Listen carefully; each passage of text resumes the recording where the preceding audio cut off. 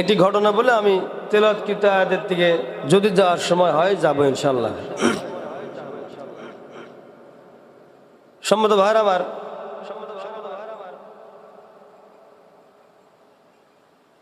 Medina থেকে মক্কা সফরের উদ্দেশ্যে এক যুবক তেজি ঘোড়া নিয়ে রওনা করলেন। যেহেতু অনেক দূরের লম্বার পথ, সে হিসেবে নর্মাল কোনো ঘোড়া নিয়ে যাতায়াত করা অসম্ভব। দূরের রাস্তা হলে আমরা একটু চাই ভালো বাসে ওঠার জন্য, তাই না? ঝাঁকি কম লাগবে, একটু এসির বাতাস টাতাস হবে, ফ্যান ভালো, সিটগুলো একটু ভালো, ফোল্ডিং, একটু আরাম করা যায়। টাকা লাগুক, কিন্তু আরাম তো চাই, নাকি বলেন? সম্মত ভাইরা আমার,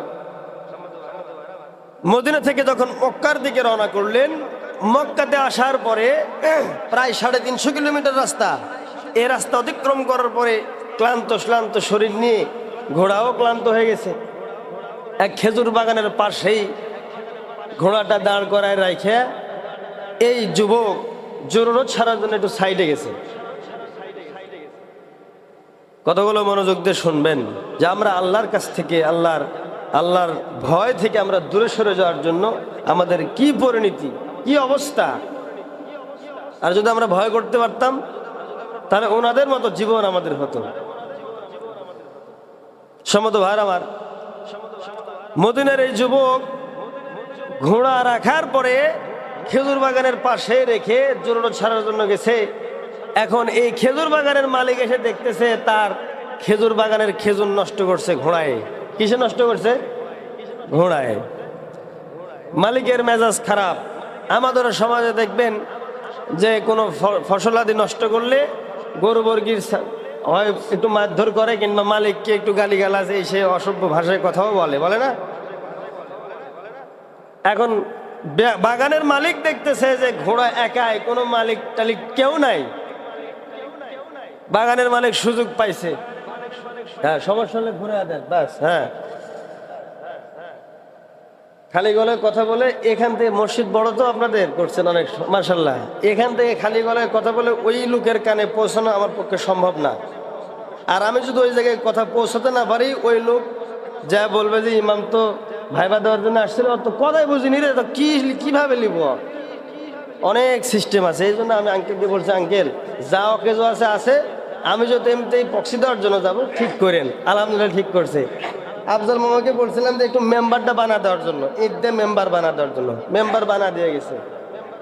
আসে যে এটা একটু বয়স্ক মানুষ, বুঝেন না, অপরিষ্কার ছিল, এই যে মুরব্বী বলে পরিষ্কার করে নিলাম। যাই হোক, হ্যাঁ ভাই দিব, 58 বাজে।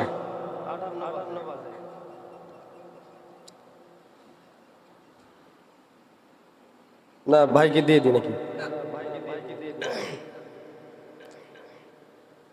সম্মত ভাইরা আমার, বাগানের মালিক দেখতেছে যে আশেপাশে কেউ নাই, ঘোড়া শুধু। নষ্ট করছে কি? খেজুর। মালিকের মেজাজ খারাপ। পাশে একটা পাথর পড়েছিল, পাথরটা নিয়ে ঘোড়ার মাথা সেন্দে একটা আর কি ছুড়ে মারছে মাথা বরাবর। আল্লাহর কাম, জায়গা মতো ঘোড়া ডেড হয়ে গেছে। সম্মত ভাইরা আমার, মালিক চিন্তা করতেছে আমি তো ঘোড়াকে মেরে ফেলা দেওয়ার জন্য মারি নাই, একটু শাস্তি দেওয়ার জন্য ঘোড়াকে প্রহর করলাম, আঘাত করলাম। ঘোড়া তো জায়গায় ডেড হয়ে গেল। মালিক দাঁড়ায় আছে, মৃত ঘোড়ার সামনে দাঁড়ায় আছে। লোকটি দাঁড়ায় ছিল, এন্ডামেন্ট টাইম ঘোড়ার মালিক যে জরুরত ছেড়ে আসে দেখে ঘোড়াটা জমিনে পড়ে আছে। মৃত ঘোড়া দেখলেই কিন্তু বোঝা যাবে। একটা গরু যদি শুয়ে থাকে উপলব্ধি করা যাবে না? ঘোড়াটা মারা গেছে, আর একজন লোক দাঁড়ায় আছে। ঘোড়ার মালিক কিন্তু ছিল যুবক মানুষ। যুবকদের কিন্তু রক্ত একটু গরমই হয়। এসে যখন দেখে তার আদরের ঘোড়াটা ডেড হয়ে পড়ে আছে, মরে গেছে, বুঝতে আর বাকি রইল না, টেনশন হলো না। সঙ্গে সঙ্গে একটা বক্সিং তখন ওই বাগানের মালিককে ওই যুবক লাগায় দিল। ঘোড়ার মালিক যখন আবার বাগানের মালিককে একটা বক্সিং দিছে, জায়গা মতো ওই লোক ডেড। আব্দুল্লাহ ইবনে মাসউদ রাদিয়াল্লাহু তাআলা বর্ণনা করেন, বাগানের মালিক যখন মারা গেছে, এখন এই যুবকটা করবে কি? যুবক একবার চিন্তা করতেছে, এখান থেকে কি পালায়া যাব নাকি? লোক নাই, জন নাই, আশেপাশে কোনো মানুষ নাই। যদি এখান থেকে আমি দৌড়ে পালিয়ে যেতে শুরু করি, তাহলে 350 কিলোমিটার রাস্তা আমাকে দৌড়াতে হবে।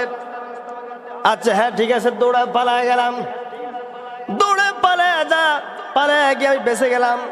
কিন্তু আল্লাহ রাব্বুল আমিন আমার যে মনিব, আল্লাহ রাব্বুল আমিন আসমান থেকে আমাকে দেখতেছে, আমি একজন বাগানের মালিককে হত্যা করে এই জায়গা থেকে আমি পালায়ন করতেছি। ঘোড়ার মালিক তখন মনে মনে চিন্তা করলেন যে এই জায়গা ছেড়ে আমি আর অন্য কোথাও যাব না। এই বাগানের মালিকের অভিভাবক আত্মীয় স্বজন যদি থাকে, অবশ্যই এর খুঁজে আসবে। আসলেই আমি বলবো যে ভাই, আমি এই অবস্থায় এই অবস্থার কারণে আমি আপনার বাবাকে বা ছেলেকে এই অবস্থা হয়েছে, আমি মেরে ফেলছি, সুতরাং আমাকে বিচারের কার্যালয়ে আমাকে নিয়ে চলো। আমরা হলে মনে হয় ওখানে দাঁড়া থাকতাম। ভুল ভবিষ্যৎ যদি এরকম হয়, পালাতে পারলে জীবন বাঁচে না। সম্মত ভাই আমার, সন্ধ্যা ঘনায় গেল।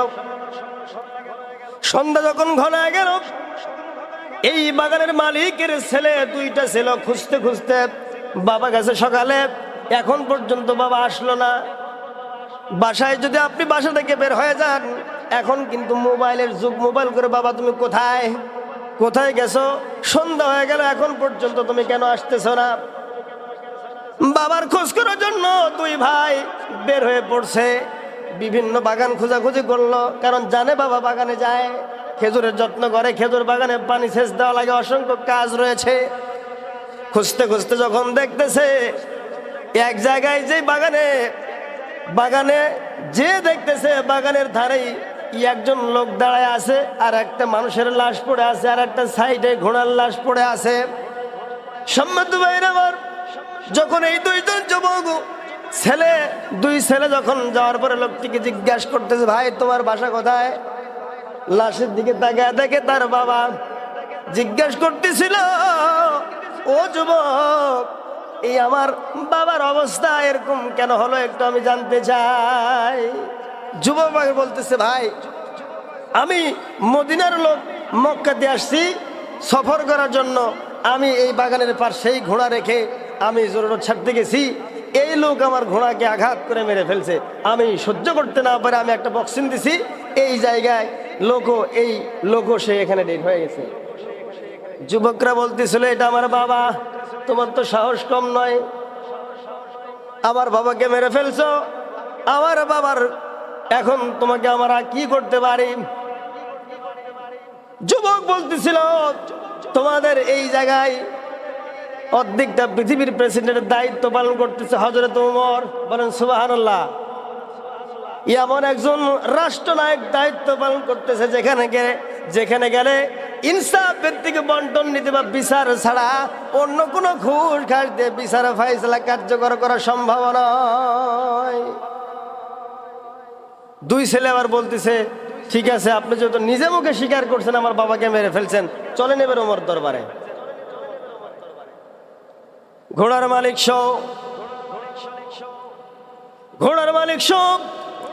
ওমর রাদিয়াল্লাহু তাআলা দরবারে চলে গেলেন। যাওয়ার পরে মামলা দায়ের করলেন, আমার বাবাকে লোক মেরে ফেলছে। ওমর রাদিয়াল্লাহু তাআলা বলতেছে, সাক্ষী আছে কি না বলো? বলে না, আমরা দেখি নাই।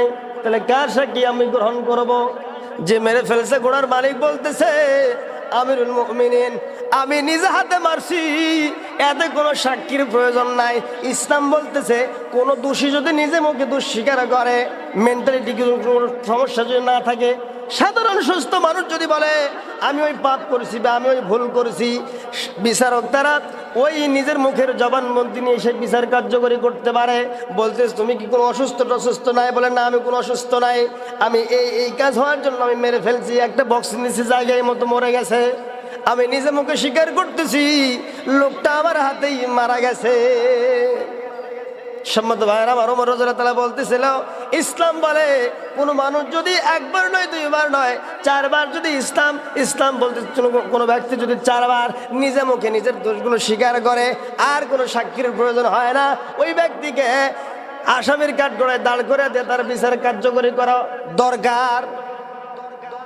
বিচার হলো কি? হত্যা যেহেতু করছে, রায় হলো ফাঁসি। কিসের রায় হলো?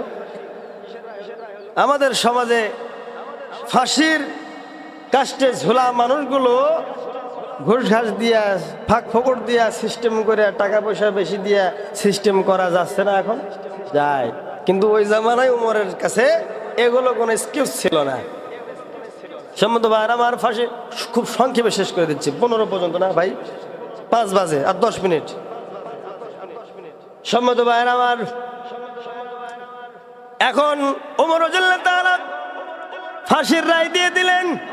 বললেন ঠিক আছে, হত্যা যেহেতু করছো, তোমার ফাঁসির রায় হয়ে গেল।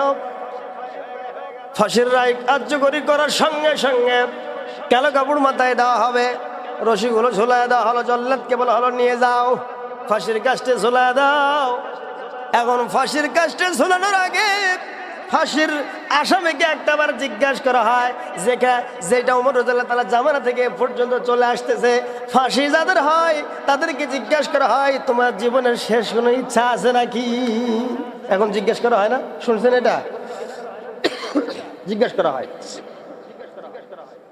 কিছু মানুষকেও জিজ্ঞাসা করা হয়েছিল যে বলো, যদি রাষ্ট্রপতির কাছে ক্ষমা চাওয়া হয়, ক্ষমা চাও, যে জান ভিক্ষা চাও, তাহলে তোমাকে মাফ করে দেওয়া হবে। যারা আল্লাহকে ভয় করে তারা কখনো রাষ্ট্রপতির কাছে ক্ষমা চাইবে না, কারণ তারা তো চায় জান্নাত। মানুষের কাছে সঙ্গে সঙ্গে, মানুষের কাছে ক্ষমা তার সঙ্গে সঙ্গে সে কাফের মুশরিক বেঈমান হয়ে যাবে। কারণ জীবন দেওয়ার মালিক কে? জীবন নেওয়ার মালিক কে? সম্মত ভাই আমার, ফাঁসি যখন ঝুলা দেওয়া হবে, এন্ডামেন্ট টাইম জিজ্ঞাসা করা হলো, ও যুবক, তোমার শেষ কোনো ইচ্ছা আছে নাকি? বলে হ্যাঁ, আমার একটা শেষ ইচ্ছা আছে। মদিনার এক মানুষের কিছু গুচ্ছিত টাকা আমার কাছে আছে, যেটা আমার কাছে আমানত রাখছিল। এই টাকা যদি আমাকে ফেরত দেওয়ার জন্য, ফেরত দিয়ে আসার জন্য যদি সুযোগ দেওয়া হয়, আমার জীবনের সব চাইতে এই হলো সর্বশেষ ইচ্ছা, এর চাইতে বড় আর কোনো আমার ইচ্ছা নাই। মক্কার লোকেরা তখন ভাবলো, আরে আশ্চর্য ব্যাপার, ফাঁসির কাস্টে ঝুলাবে এই লোকটাকে, এই যুবককে, অথচ বলতেছে আমার শেষ ইচ্ছা হলো মদিনার কিছু এক লোকের কিছু গুচ্ছিত টাকা আছে আমার কাছে, এই টাকা আমি ফেরত দিতে যাব। ওমর রাদিয়াল্লাহু তাআলা বলতেছেন, পাগল নাকি? ফাঁসির কাস্টে ঝুলছে বেটা, এখন ভয় তো তুমি উল্টে পাল্টা কথা বলবাই। হ্যাঁ, সুফি শাস্ত্র এখন যে মানুষের টাকা দিতে যাবা? বলেন তো, ফাঁসির কাস্টে ঝুলানো আসামিকে আপনি ছুটি দিবেন নাকি? তো পালা গেলে আর আসবে না। ওমর রাদিয়াল্লাহু তাআলা বলতেছিল, লোককে হত্যা করার পরে তোমার মাথায় কাজ করে, এই জন্য পালাতে পারো নাই, এখন তুমি সুযোগ পাইছো, মদিনার লোকের টাকা তুমি দিতে যাবা, আর তোমাকে ছেড়ে দিই, কিয়ামতের দিন আল্লাহ রাব্বুল আলামিন আমাকে আসামির কাঠগড়ায় দাঁড় করাবে। অর্ধেকটা পৃথিবীর প্রেসিডেন্টের দায়িত্ব পালন করছো বেটা, কিন্তু তুমি একজন দণ্ডপ্রাপ্ত আসামিকে, ফাঁসির আসামিকে তুমি ছেড়ে দিয়েছো। এই আসামি, এই পাপ তো আর আমি নিতে পারি না। তোমাকে ছেড়ে দিতে পারি যদি তুমি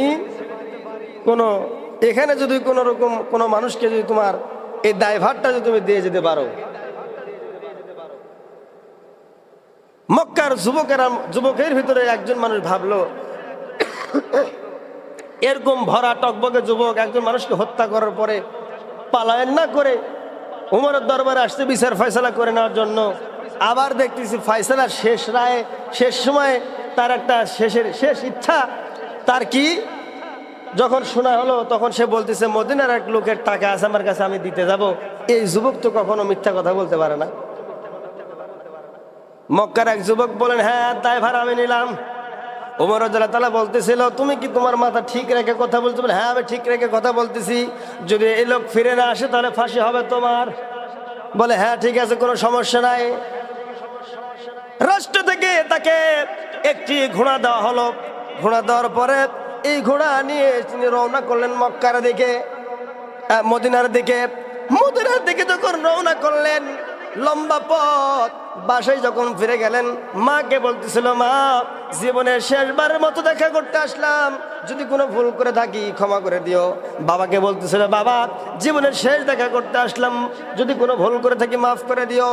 এবার চলে গেলেন যেই লোকের টাকা ছিল ওই লোকের কাছে, যে বলতেছিল, ভাই আমি মক্কাতে সফর করার জন্য গেছি, এরকম এরকম কারণের জন্য আমার ফাঁসির রায় হয়েছে ওমরের দরবারে, সুতরাং আমাকে শেষবারের মতো বিদায় নিতে আসতে হলো, তুমি আমাকে বিদায় দাও, আর যদি কোনো ভুল করে থাকি আমাকে ক্ষমা করে দিও, আর এই যে তোমার টাকা নাও।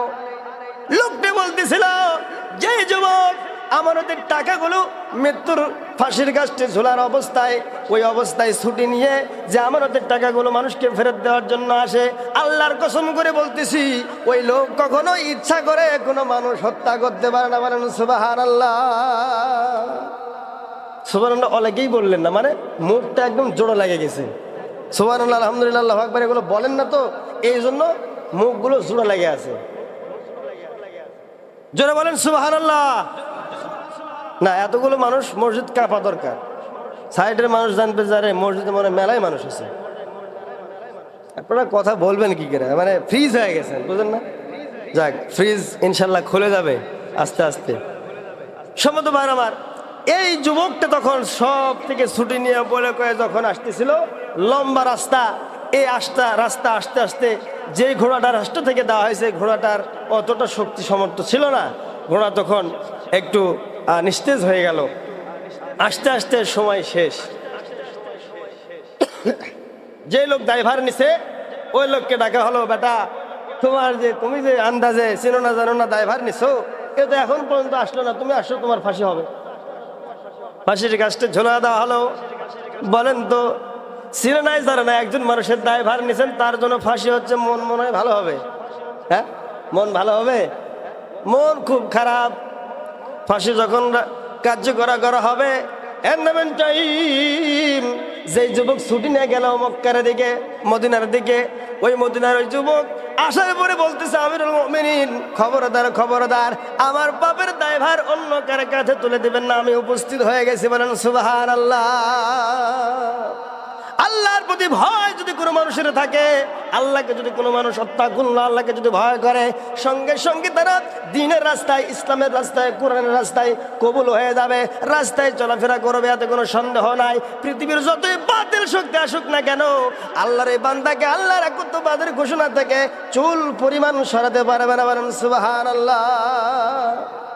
ওমর রাদিয়াল্লাহু তাআলা বলতেছিল, যেই লোকটা একজন মানুষকে হত্যা করার পরে পালা না যে দাঁড়ায় থাকে, ওমরের দরবারে বিচার হয়, ফাঁসির রাষ্ট্রে ঝোলার পরে, ফাঁসির কাস্টে ঝোলানোর সময় যদি কোনো একজন যুবক যদি বলতে পারে, আমার কাছে আমানতের টাকা আছে, ফেরত দিতে যাব, ফেরত দেওয়ার পরে যে যুবকটা আবার ফাঁসির রশি গলায় নেওয়ার জন্য আসতে পারে, আমার বিশ্বাস, ওয়াল্লাহি আল্লাহর কসম করে বলতেছি, আমার বিশ্বাস এই যুবক কখনো অন্যায়ভাবে কোনো মানুষকে হত্যা করতে পারে না। বলেন সুবহানাল্লাহ। সঙ্গে সঙ্গে হযরত ওমর রাদিয়াল্লাহু তাআলা বললেন, তুমি যুবক, তোমাকে এই রাষ্ট্র থেকে, আমার দরবার থেকে তোমাকে বেকসুর খালাস দেওয়া হলো। বলেন সুবহানাল্লাহ।